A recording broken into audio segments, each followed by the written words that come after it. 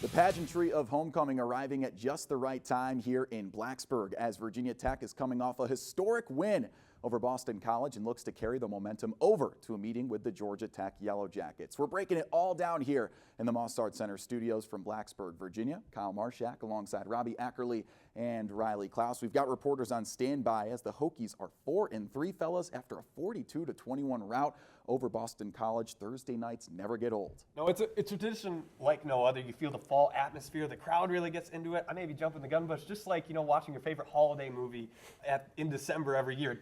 It doesn't get old. It gets better every single year. Yeah, no, there's absolutely nothing better than a sold-out Lane Stadium. And it was a record-breaking night not only for some superstars like Tootin and APR, but the Hokies, 35 Thursday night wins, college football record. Yeah, Virginia Tech back in the 90s said, let me be that Thursday night team, and it's been history ever since. And in this game in particular, it was very historic. How about these record-breaking days by a couple of Hokies? Bayshall Tootin, 266 rushing yards. That's a program record. APR with a program record, third 4+ sack game.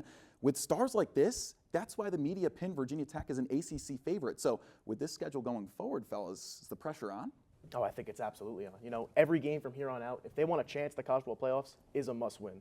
For Tootin and APR, they're going to be playing on Sundays. I'm confident in that. Yeah. So for me, the pressure is not only on them, but on the team around them to help complement these two guys and make the team more complete.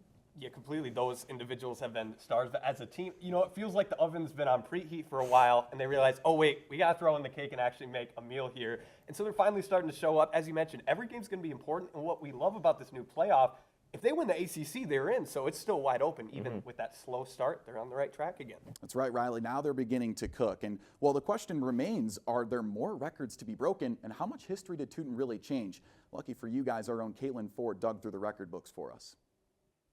If someone years from now were to take a stroll through Virginia Tech's history book, a page that would be sure to jump out would be the one about Bayshall Tootin's epic performance last Thursday night against Boston College. There's no doubt that his 266 rushing yard feat will be seared into the chapter of the 2024 season as one of its finest moments. But who wrote the pages that came before Tootin's magical night? There is something in the air on Thursday nights in Blacksburg. On a crisp autumn night just about 16 years ago, a man by the name of Darren Evans led the Hokies to a victory against the Maryland Terrapins on, you guessed it, a Thursday night. This wasn't just any win, though. He did this by rushing 253 yards and topping it off with a touchdown. Evans set the new single-game rushing record in 2008, which held up all the way until last Thursday. Similarly to Tootin is right now, Evans led Virginia Tech in rushing yards in 2008 with 1,265, an over 500-yard margin to Tyrod Taylor. Evans was a big contributor to the Hokies' offense in 2008, also leading in touchdowns. The Hokies went on to have a 10-4 record that year and won the ACC championship, to none other than the team who Tootin broke the rushing record against, Boston College. In terms of other rushing records, are there any others that Tootin is close to? The single-season record for rushing yards belongs to David Wilson, who ran for 1,709 yards in 2011. Tootin is currently sitting at 871, making that a pretty big gap to fill. He does sit at 25th in Virginia Tech's all-time rushing yards list, a pretty impressive feat for someone who's only played a year and a half of football with Tech. Already twice this season, Bayshall has had a game where he scored 3 rushing touchdowns. Tootin certainly made his mark in the books last Thursday night with hopes to continue to make a mark on the Hokies offense like he's been doing all season long. Thank you, Ms. Ford. Yeah, those individual performances for Tech were a lot. Obviously, Tootin was impressive, and that's why we dug into the history books for y'all. But how about the fact that they have a top 5 ACC defense, and then after Tootin, a league-best rushing offense, then they take on Georgia Tech, a really well-rounded team, some questions at quarterback, but a team that's only lost to Syracuse at the Dome, and then a ranked Louisville and Notre Dame squad. Guys, it's like it's a question mark. What are we supposed to expect with this game? Well, I think for Georgia Tech, the most important thing is establishing the run game. Against Notre Dame, Haynes had 8 carries for 15 yards, so they're definitely going to want to get his production up. But Virginia Tech, they just got to limit mistakes. We saw against Boston College, they had the lead early, and Kyron Drones, silly interception, no need for that. They really got to limit those turnovers. And for Virginia Tech, I think overall they're going to want to run the ball, establish the line of scrimmage, get that side. For Georgia Tech on the other end, depending on the health of everyone, I think long sustained drives, this is a defense for Virginia Tech that struggled against third down conversions. I think them taking up the clock and them trying to drag the game out would be successful for the Yellow Jackets. Yeah, that's the big question mark, whether or not these teams will win that time of possession battle. But while the Hokies can sure run the dang ball, which helps that column for sure, their 100th ranked rushing defense does pose a problem for Virginia Tech against a team like the Yellow Jackets. So for more on that, here's Robert Bateman. When you think of some of the most feared defenses all time, they all have one thing in common: a sick nickname.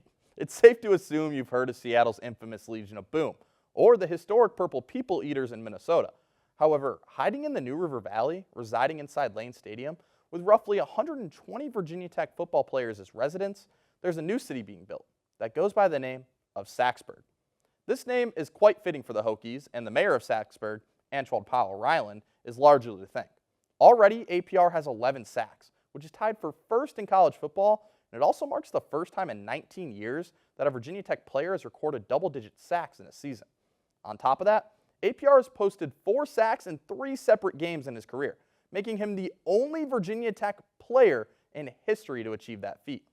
Last week, he was named the ACC Defensive Lineman of the Week for the second time this year, and he has shown zero signs of slowing down. But a defense needs more than just one star, and luckily for the Hokies, they have a whole constellation. So far, Chris Marr's defense has forced 12 turnovers in 7 games, which ranks 28th in the nation. But Virginia Tech have really made their money when their opponents are threatening to score. In the past 4 weeks, the boys from Blacksburg have forced 4 turnovers inside their opponent's 10-yard line. When I was writing this, I was sitting around thinking to myself, where does the word defense even come from? Well, thanks to my friend Google and a quick search, I found out the word defense derives from a late Latin word, defendere, which has a participle of defensa. And that's when it hit me. It's called defense because it's just like defense. All right, it's a bit of a stretch, but hear me out. You have your pillars such as APR and the forced turnovers, which is all held together by these beams. In this case, the rest of the defense and the defensive scheme. But even the best fences have holes, right? In this case, the Hokies' hole for the season is stopping the run. VT is currently giving up 170 rushing yards per game and has allowed 10 rushing touchdowns this season. Where we've seen the boys in Blacksburg struggle the most this season, it's against the rushing quarterbacks. So if Virginia Tech wants to squash the Yellow Jackets this weekend, they'll have to plug the holes in defense and limit the run. Oh, and Mom, I promise I'll put this back. Guys? Thanks, Rob. Yeah, defense will be pretty important against Georgia Tech, especially if they have their starting quarterback. Now, let's dig into this, right? Their offense is a little bit of a question mark, like we said. The name Haynes, okay? Look out for the name Haynes. Haynes King is their starting quarterback, but he's been injured for a couple of weeks. He didn't play against Notre Dame last week, and Jamal Haynes is one of the best running backs in the ACC, 8th overall in rushing yards. So in terms of who they have as their play caller, you'd imagine they really want Haynes King back out there. You would, as he's an experienced guy. He's been in college now for 5 years, been at A&M, Texas A&M, and then going to Georgia Tech. He's been there, but don't sleep on Pyron because just a few years ago, he was actually the quarterback when they were victorious over Virginia Tech in 2022. So he's an experienced guy also, but ideally they have King as a signal call. Yeah, it's funny enough you should mention that because Zach Pyron's only career win is against Virginia Tech as Go a starter. figure. So in the past 2 years, he hasn't seen much action apart from that game. Haynes King has accounted for 51 touchdowns in this Georgia Tech offense as the starter. So that's a huge number, obviously. I think they need him pretty bad come Saturday. Yeah, talk about a callback. Of course, the only win that Zach Pyron as a backup quarterback has is against Virginia Tech. That was in Atlanta a couple of years ago. But let's flip the script to their defense now. A little bit more surefire over there. They're good at run stopping. Their secondary, not that impressive, guys. You think they're going to attack in the air? Well, look, I think the Hokies have to attack the air because obviously Georgia Tech comes into this game looking at what Tootin did last game, and they're going to key in on him. The problem is the Georgia Tech secondary isn't that great. The Virginia Tech pass offense hasn't been that great. So it's going to be a battle of who can really step up and take charge in this game. Battle of mid, if you will, in that situation. But really, when you look at Georgia Tech, they have a lot of veterans defensively. You think they'd be stronger, but only a pair of takeaways in the air through this season. I completely agree that although Drones maybe hasn't been the most successful so far this season throwing it down the field, I think they could do that on Saturday to be successful against the Yellow Jackets. For sure. Well, we could sit here and ponder how Virginia Tech will attack them, but with a QB questionable, it's hard to tell exactly what Georgia Tech will look like on game day. And our reporter Wesley Clark says the depth issues stretch far beyond the play caller. What do you got for us, Wesley? Thank you, Kyle. Georgia Tech enters Lane Stadium as clear underdogs, mainly due to the injury to quarterback one, Haynes King. 2 weeks ago, King exited the North Carolina game in the fourth quarter with a right shoulder injury and hasn't returned since. This is a big blow to the offense as King had started the season hot with a 14-1 touchdown to interception ratio and the 12th ranked QBR in the nation.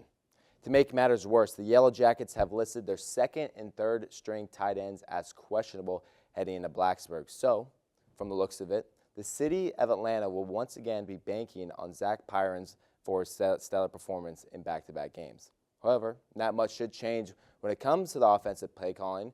Despite Pyron going 20 for 36 and 2 interceptions last week, Georgia Tech averaged over 180 rushing yards per game, and the Hokies have recorded the second worst rushing defense in the ACC so far this season. It is safe to say Georgia Tech will aim to establish a consistent run game against Virginia Tech.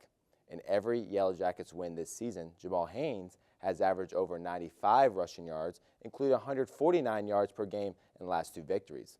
With Pyron's ability to run, expect a lot of the pass plays coming off the play action to keep the Hokies on their toes.